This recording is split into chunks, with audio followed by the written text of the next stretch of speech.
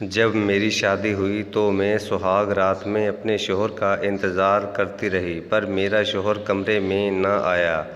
آخر میں کپڑے بدل کر اکیلی بستر پر لیٹ گئی۔ میں سوچ رہی تھی، بستر پر بچھے ہوئے گلاب کے پھول اور تر و تازہ ہو جاتے اگر میرا شوہر مجھے محبت بھری نظروں سے دیکھتا۔ جس رات ہم دونوں میاں بیوی نے ایک ہونا تھا، میں اس رات بھی بستر پر اکیلی لیٹی تھی اور نیند کا انتظار کر رہی تھی۔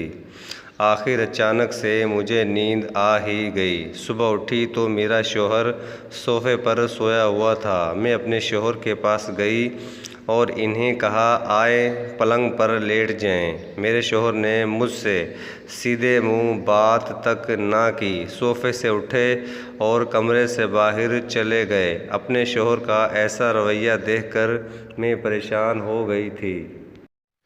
پھر میں نے سوچا شاید ان کی طبیعت خراب ہوگی، اس لیے انہوں نے میرے ساتھ ایسا برتاؤ کیا ہے۔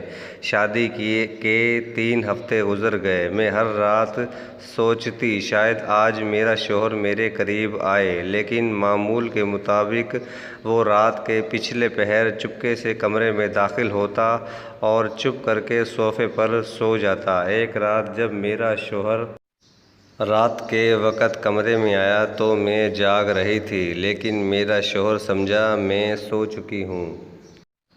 رات کے وقت کمرے میں آیا تو میں جاگ رہی تھی، لیکن میرا شوہر سمجھا میں سو چکی ہوں۔ میرا شوہر کمرے میں داخل ہوتے ہی غسل خانے میں چلا گیا، لیکن دروازہ بند نہ کیا۔ پہلے تو میں نے غور نہ کیا، لیکن جب عجیب و غریب آوازیں سنائی دینے لگیں تو میں بستر سے اٹھ کھڑی ہوئی۔ میں نے غسل خانے میں جا کر دیکھا، میرا شوہر موبائل پر گندی فلمیں دیکھ رہا تھا اور گندے کام کر رہا تھا۔ جب میرے شوہر نے مجھے دیکھا تو جلدی سے اٹھ کھڑا ہوا اور مجھ سے نظریں چرا کے باہر چلا گیا۔